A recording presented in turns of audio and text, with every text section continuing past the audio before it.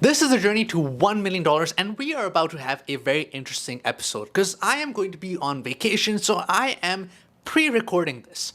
I actually don't know what's going to happen this week. The goal of this series is to document a realistic journey to wealth. No course selling, no how you can make millions of dollars, just what real, raw, extremely raw journeys to wealth look like. And if I fail, I'll fail right here in front of you so you can all point your fingers at me and laugh out loud. Haha, what a failure, he did not get to $1 billion.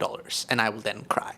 Sad. Last week we ended at around $250,000, which is an excellent start. And this week I'm going to do 4 major things that are going to add to this number. If you're not interested in how to make money, how to build your wealth, and only are interested in how the results look, I'm going to leave a timestamp in the description so you can skip all of this video that I spent a lot of hours making. It's okay. I don't hate you. Of course I don't hate you, because why would I? I spent a lot of time making these. If you skip all of the content, it's okay.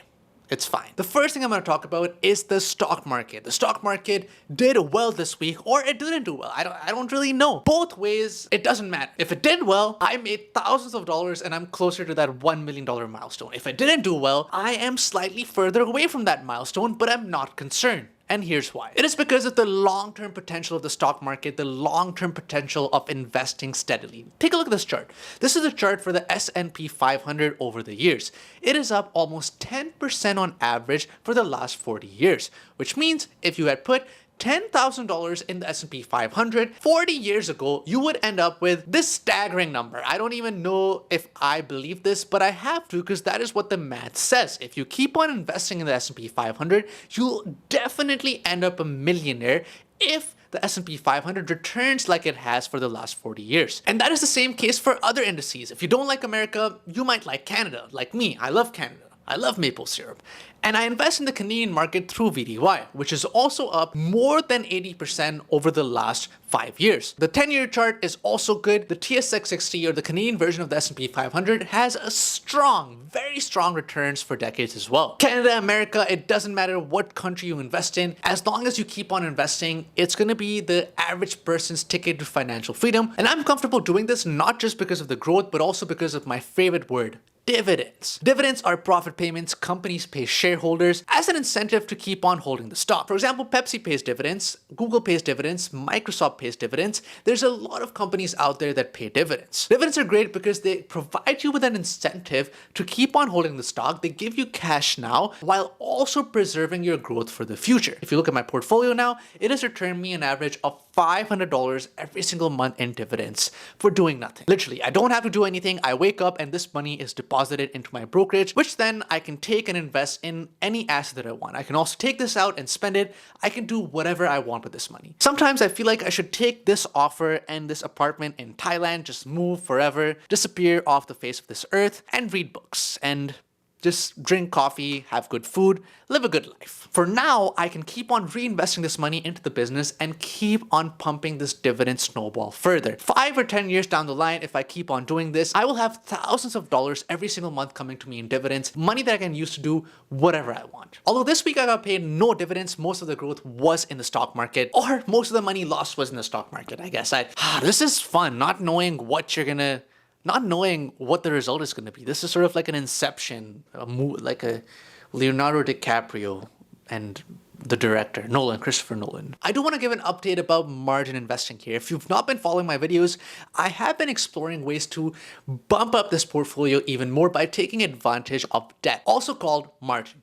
It's a fancy word of saying if you have a certain portfolio value, we as the bank, as the brokerage, are going to give you more money and keep your portfolio as collateral, money that you can do whatever you want. And for me, the whatever you want is investing more money. I only started off with $1,000, but the important part to understand is this is not my actual money. Well, hey Zen, why would the bank do this? Why would the brokerage do this? Because they earn an interest payment from this. The interest rate is around 4.7%, which means that they will make $47 or thereabouts from this $1,000 loan.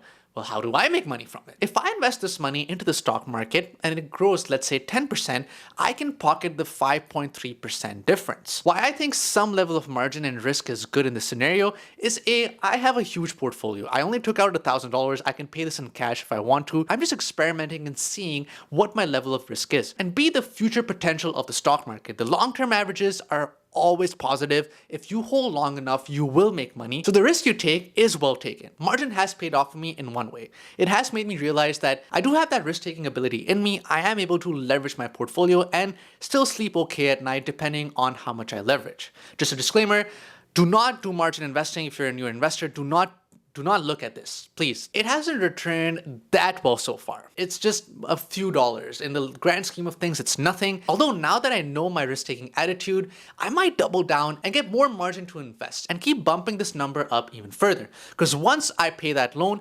this gain is all for me to keep. If I multiply this by 10, 20, 30, that could be substantial over the course of a year. Another thing that's helped me get closer to this goal is user research. This is a gold mine for making money online from the comfort of your home. Literally, I've not had to leave my bedroom and my desk for making these thousands of dollars. Most recently, I've used two websites in particular, usertesting.com and userinterviews.com. Different names, but the concept is very similar. Companies reach out to these websites and tell them to give them people that use their products. Using me as an example, I use a lot of tech products. I use a lot of financial products. So companies in the financial and tech space reach out to user interviews and user testing for my feedback. And for doing this user research, I get paid a decent amount of money. The sign-up process for these websites is very easy. It is extremely easy. All you need is an email and some basic information about yourself, like where you live, what products you have access to, what fields you have interest in, what your job is. And after that, they'll give you a lot of surveys. For example, let's look at user interviews here. They're giving you surveys all the way from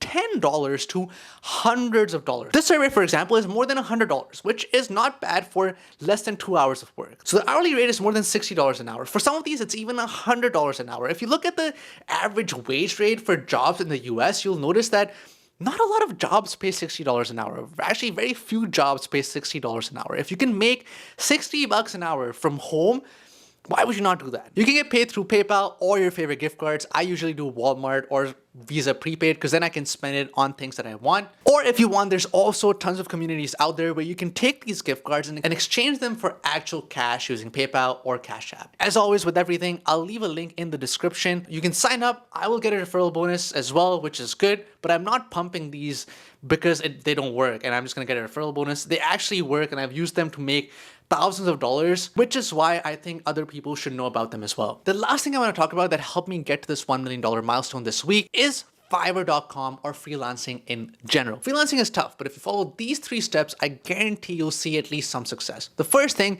is making an account. I highlight this a lot. The problem with a lot of people when it comes to making money or investing is they never get started. I promise you, if you make an account on Fiverr, if you put up some services, if you don't know what to put up, I'll link some that are extremely easy to get started with. This is not me saying this. This is Upwork, one of the biggest freelancing websites out there. Get started, get a service. You don't even have to accept orders. Just make a gig. Take inspiration from people already doing good things in your niche and just make it your own or make it as close to them as possible and hit publish. That's it. That is the first step. You're done. You don't have to even look at it ever again as long as you publish it. Now, the second step is the price. Right now, you are not an established freelancer. You are pretty much a nobody. Like me when I started as well. I sold at $5. You have to price low because that is how you get your initial clients. Once you have that clientele, once you have those reviews, people that are on your gig will see that as evidence as to why they can spend on. And then you can charge market rate. If you start charging out market rate, you're not going to get enough orders because why would I buy from you if I can buy from this other guy that has 5,000 reviews and is pricing the same as you? It doesn't make sense. You have to make yourself competitive in the market, and how you do that is by pricing low. And the third thing is staying patient. This is something that I've repeated with not just investing, freelancing, businesses, making money online, creation, anything you do in life, you will have to stay patient. There's that 1 in a million outlier that doesn't need to stay patient and ends up making a lot of money as soon as they start. But if you think like that, you'll end up being disappointed and lose hope. If you stay patient, you won't lose hope. You'll keep on chugging at it, keep on finding ways to get more clients and see some success, or at least see some impressions. If you try all of these steps out and it's not been working for you, reach out to me. I'll take a look at your gig and I'll tell you what you're doing wrong or some things that I think that you can try to get more impressions. Before we get into the numbers, I want to get philosophical. This is the philosophical corner of this journey, and this week's philosophy topic is detachment from material goal. I mean, this is a journey to $1 million, so you might be wondering, what is this guy even talking about? And what I mean is, it is okay to have goals, but obsession is something else. If you're too obsessed and too consumed with numbers, the stress on your body and on your mind is going to be immense, because day by day, the numbers don't move a lot unless you invest time in other things to make them move. Looking at the numbers themselves, looking at the screens every day is not healthy for you. And honestly, I don't even look at the numbers every day. I just look at it every time I'm making this video for the update. This is my way of disassociating myself and forcing myself not to be obsessed with the screen and just one number. Invest in whatever you find valuable, and the most valuable thing you have is time. If you don't find value, if you don't find joy in doing all of these things to make more money, you don't have to. As long as you stay healthy, as long as you spend time doing things that you actually enjoy, that is what matters. Keep growing your wealth, but don't forget why you're doing this. If you don't have health, you have nothing. So invest in yourself, don't be obsessed, be mentally healthy, be physically healthy, go exercise, go take a walk, go talk to somebody, talk to a friend, have a coffee, you know? It matters. It matters in the grand scheme of things. Now with that epic monologue out of the way, the philosophical teachings that everybody needed to hear, and welcome back to people that skipped the entire video. What number am I at right now? And I'm gonna do two reactions here because I don't know. I'm gonna do one where everything went well. Yes, we grew closer to this $1 million milestone. Amazing. And I'm also gonna do another where it didn't go so well. Oh no, we went further to this $1 million milestone, but that is okay. This is a long-term journey. We will try out things every single week. We will keep on pounding at it. Insert that one meme of that guy like digging the shovel, taking like the pickaxe, and then there's like diamonds at the end, but then he gives up. I'm not gonna be that guy. That's not gonna be me. I'm gonna be that guy that takes that shovel and shoves it up the ground. As always, like and subscribe. My goal is to document a realistic journey to wealth. No courses to sell, no Lamborghinis, no Labubus, no hype beast, no nothing. Just H&M and Zara, and not even that, just Uniqlo. I love Uniqlo. But that's it. That is the goal, to be realistic, to teach other people also how to make money, and avoid people from getting scammed from all of these charlatans online. I'll see you next week.